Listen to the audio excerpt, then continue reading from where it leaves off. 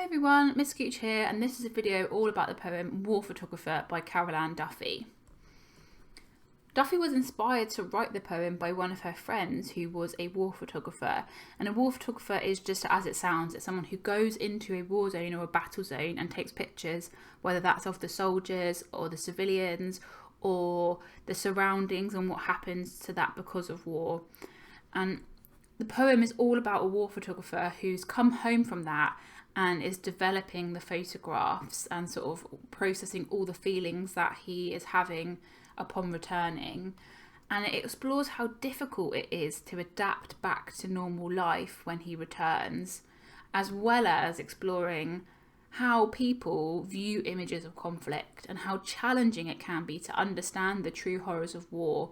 So for us, looking at pictures in newspapers or seeing them on the news, we might feel really upset for a moment and then it passes by, and the poem kind of questions, is that the right reaction? Should we be doing more? That's the kind of the lasting message of the poem, or one of the lasting messages.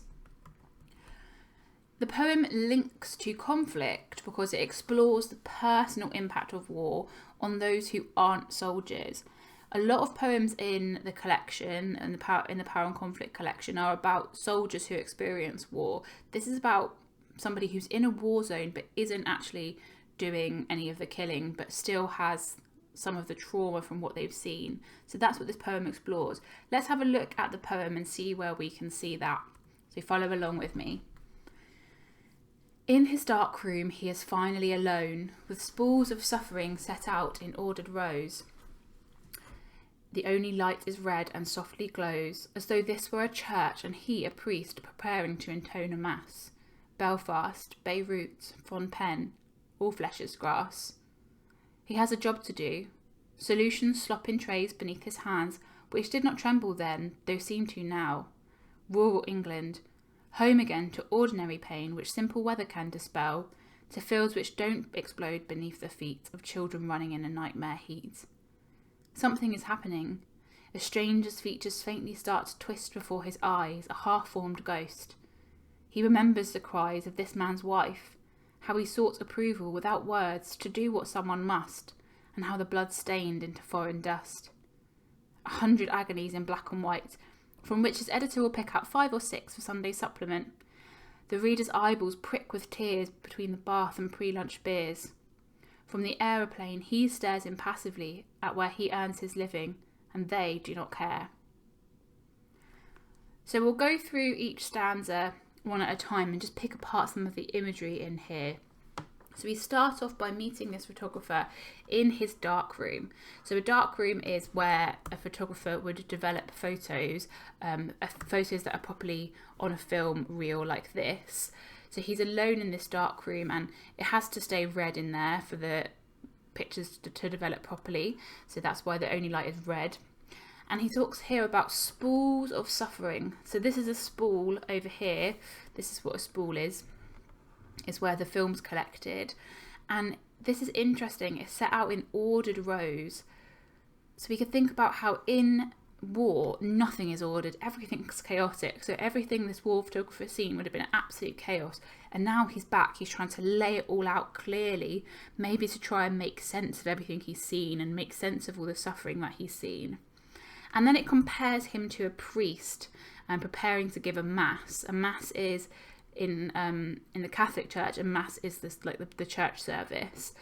And if we think about the photographer as this priest figure, a priest is the person that Catholics would ask to come to their homes or to a hospital if they were dying. So we could think about the photographer almost taking that role because he's there taking pictures in those last final moments sometimes of people's lives. And this last line is all the places he's been. So he's been to Belfast, he's been to Beirut, he's been to Phnom Penh.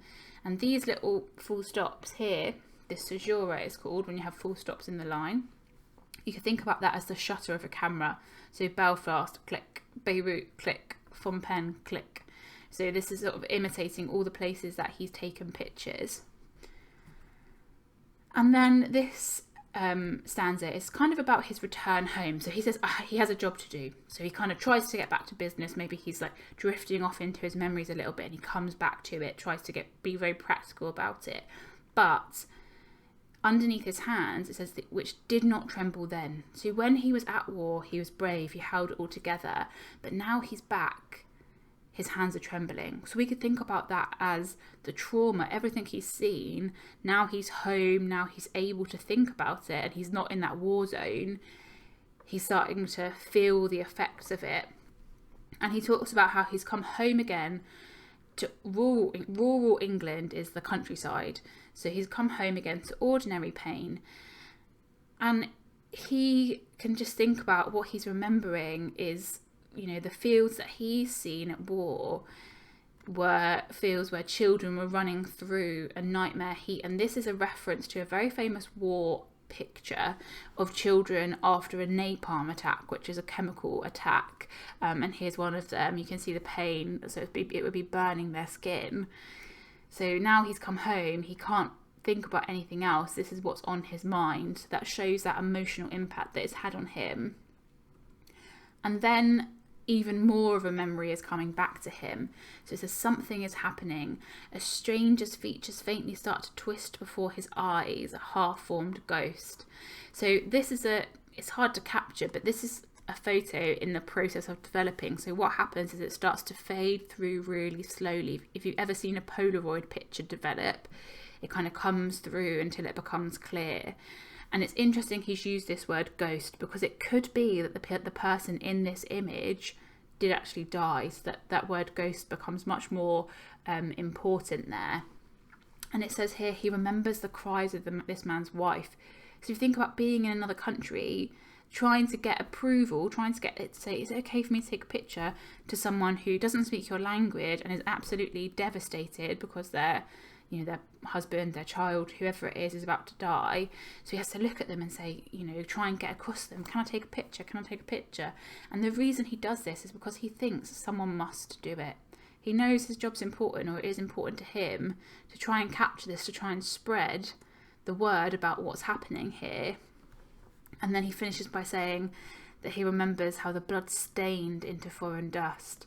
And think about that word stained there is really important, because you can think about the stain that is left on his memory, the stain that is left on his life, and how it's going to be hard to get rid of this memory.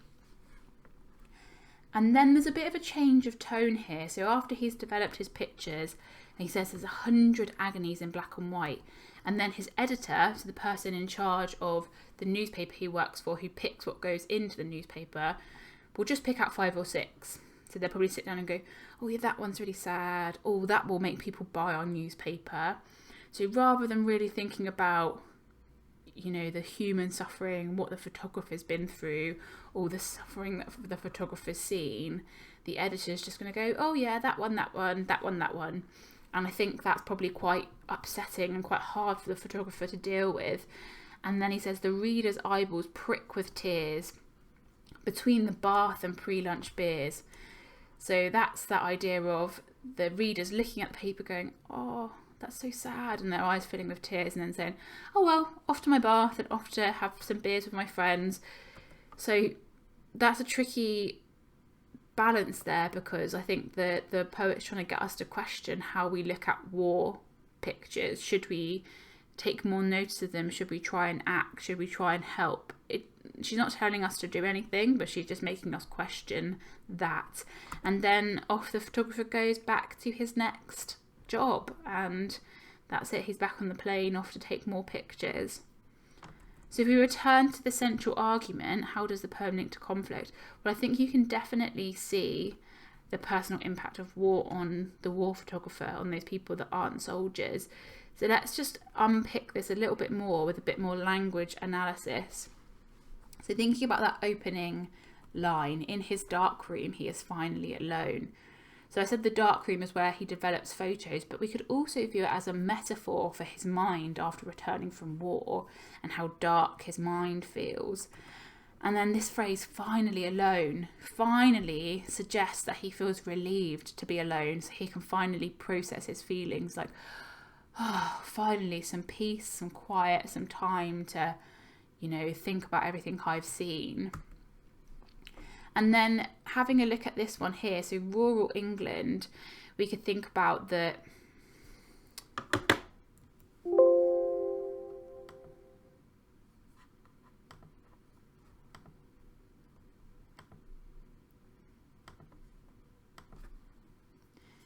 and then onto this quotation, rural England, home again to ordinary pain. So thinking about these full stops here, either side of rural England, this is called caesura, so where you have punctuation within the line of poetry, as I said, and it could show how he feels cut off from home after returning, so he feels isolated. If we look at the phrase rural England within the line, it's cut off from the rest of the line, so we could think about that as a nice structural point. And then this phrase ordinary pain suggests that he's struggling to understand people at home, people in England, because nothing seems as bad as war. You know, you're moaning about the weather, I've seen children dying on the streets. It's kind of, he can't compare it in his mind.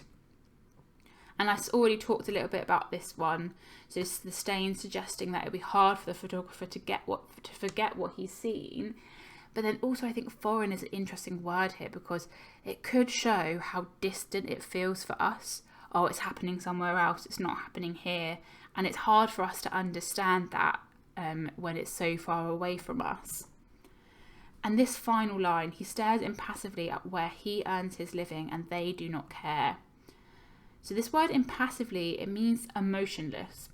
As soon as he gets back on that plane, he has to switch off his emotions in order to do his job properly.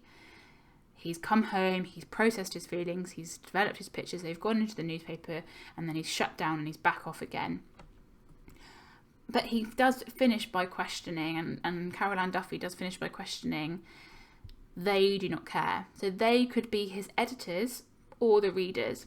And this suggests that the photographer maybe feels frustrated by the way people look at war photographs and don't do anything to help. It could also be directed at, you know, the government of like wealthy countries who aren't at war, who aren't doing anything to help.